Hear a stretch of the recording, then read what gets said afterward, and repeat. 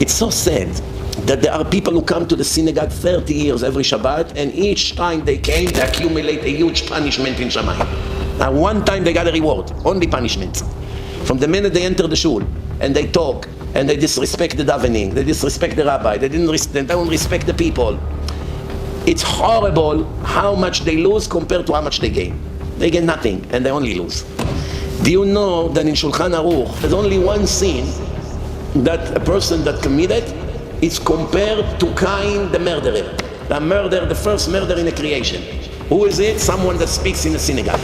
המדבר בבית הכנסת, גדול עוונו מנשוא. His sin is so huge that it's unbearable. The only place in the Torah that the word unbearable was used about a crime is Cain. When Hashem asked him, where is your brother Hevel?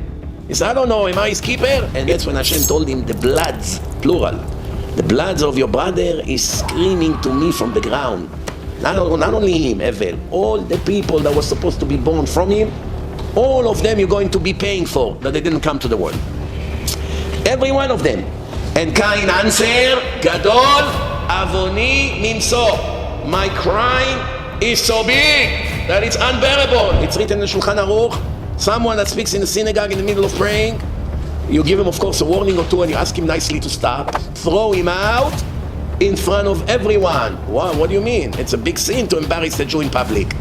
המלבין פני חברו ברבים כאילו שופך דמים. You embarrass a person in front of people, it's like spilling his blood. Also it's written, המלבין פני חברו ברבים אין לו חלק לעולם הבא. Someone who embarrassed a person in public, he lost his share to the world to come, unless he's doing tshuva and ask for forgiveness. Okay, you can fix it. But right now, it's written in your file, a cut from the afterlife. And now you're telling me to do it to someone that speaks in a synagogue. We're talking about a religious man. And it's a mitzvah for you. You don't have to worry about the shaming him. Mitzvah you did. And that person, his crime against Hashem is unbearable.